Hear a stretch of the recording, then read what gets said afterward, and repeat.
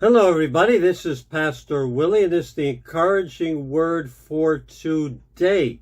Tony Evans, one of my favorite preachers, once said that the time to build a strong foundation is before the storm comes.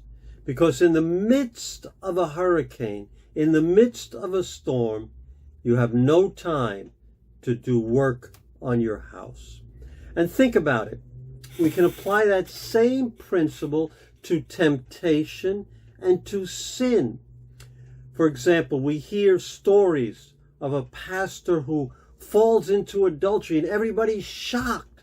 What a sudden fall that this person had. Or it could be something with money, or it could be any kind of a situation. It seems so sudden, but it's never a sudden fall. There's always a slow fade before you get to that fall. And that's a name of a song by Casting Crowns called Slow Fade, a great song. I love to listen to that song. And some of the lyrics are, a price will be paid when you give yourself away. People never crumble in a day. It's a slow fade. And as Jesus is approaching the cross and approaching the crucifixion, he's been intensifying his training of his disciples because they are going to get the torch and carry the message forward. And you and I have received that torch, and we are called to carry that message forward. And so Jesus makes crystal clear to them incredible lessons in the last few chapters of Matthew. And he made it so they could listen, understand, they could see his example, and, wait for it, apply it in their lives. That's the key. Will I apply what we learn? It's a slow fade. And so Jesus knows it's a slow fade. And it's the end of his journey with his disciples, and he teaches them. He's always teaching them. You want to understand the Gospels, the book of Matthew, Mark, Luke, and John? Understand that Jesus is teaching them and us. Say, what is the lesson? It's not just things happening. Things happening, yes, but it's a lesson Jesus is always teaching. So we ask, what is the lesson he's teaching? As he's leaving the Last Supper, he's entering the last week of his life, and he's entering evil times, times when Satan is super active, times when the pressure is going to be intense upon Jesus, when his disciples are going to betray him. One of them is going to betray him. The others are going to desert him. He's entering a terrible time. He's going to be arrested. It's going to be the crucifixion. The pressure is ratcheting up. Temptation will be strong. Temptation to go the other way. Jesus felt tempted to do that. And so he's teaching them what to do when you're under pressure to deny your faith, to fall into temptation and sin. So he takes them to a garden. He could have gone by himself. Many times he went up on a mountain by himself to pray. Now he's bringing his disciples with him to the Garden of Gethsemane because he's teaching them a lesson. He's teaching us a lesson. And this lesson, my friends, is key in my life and your life. And so it says Jesus went with his disciples to a place called Gethsemane. And then he says to them, sit here while I go over there and pray. So, huge test coming up within this next week. Satan is very active, under a lot of pressure. What does he do? I'm going to pray. That's a lesson right there. I'm going to build a strong foundation now before I enter this storm.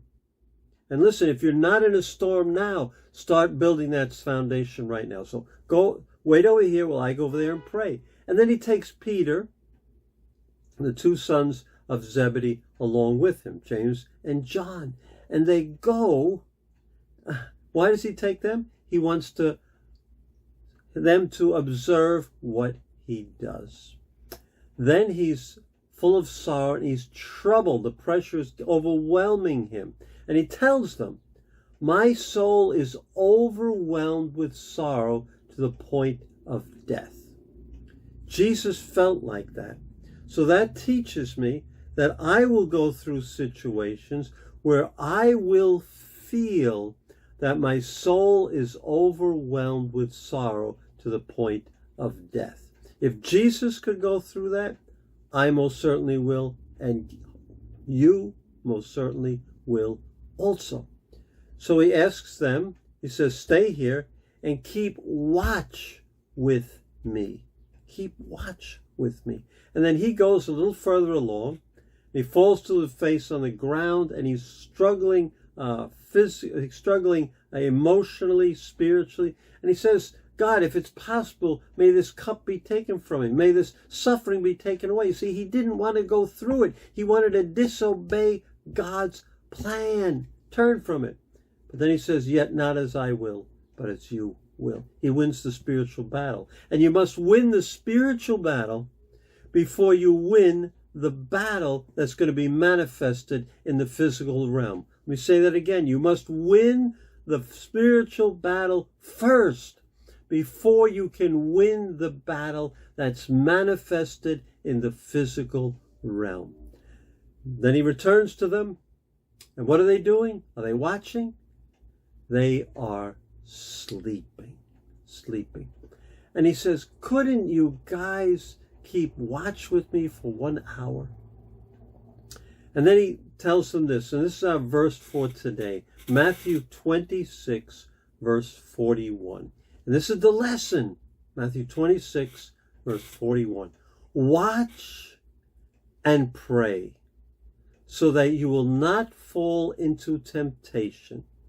The spirit is willing, but the flesh is weak. Watch and pray. Watch and pray. First thing he says is watch. What does watch mean? Watch, it's like a watchman. You're aware. A watchman, if my job is to be a watchman watching for an enemy, I have to be alert. I have to be aware. I have to be sober, aware of the situation. So when we enter a situation, we want to watch. We want to be super attuned to what's going on spiritually. We don't want to be, whatever, we want to be alert. Alert is a good word. Sober is another good word. We want to be focused. That's another good word. We want to be aware of the situation. How am I feeling right now that this is going on? How am I reacting? How are others reacting? What is going on right now? Spiritually alert. It reminds me of 1 Peter 5:8, where Peter says, be sober and alert, because your enemy, the devil, prowls around like a roaring lion seeking someone to devour. We have to be alert, sober-minded, watching. That's the first thing. He says, watch and pray. Pray. He demonstrated that. And this takes us back to one of the first lessons in Matthew 6:13. Lead us not into temptation, but deliver us from evil. The Lord's Prayer. It's right there, one of the basic prayers of the Christian life. Pray. God, deliver me from evil. So you're watching, you're aware, you're praying, you're getting ready for the time of battle. You're relying on God and His strength. The worst place to be is think, oh, I can handle anything. I'm a pastor. I'm a leader in my church. I'm the worship leader. I know God. Me and God are like that. I can handle anything.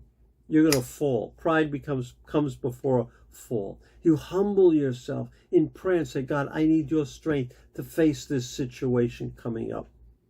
And so you're watchful and you're praying. Watching and praying. And that's the lesson. As we face overwhelming situations, situations of temptation, be ready beforehand. It's a slow fade. You need that foundation before the temptation hits. Watch and pray. Watch and pray. The sad part is the disciples heard the lesson. They saw the lesson demonstrated. You know the last part. They did not apply it in their lives. And when the storm came, their foundation crumbled to the ground. I don't want that to happen to me. I don't want that to happen to you. Watch and pray. God bless you. I will see you on Wednesday.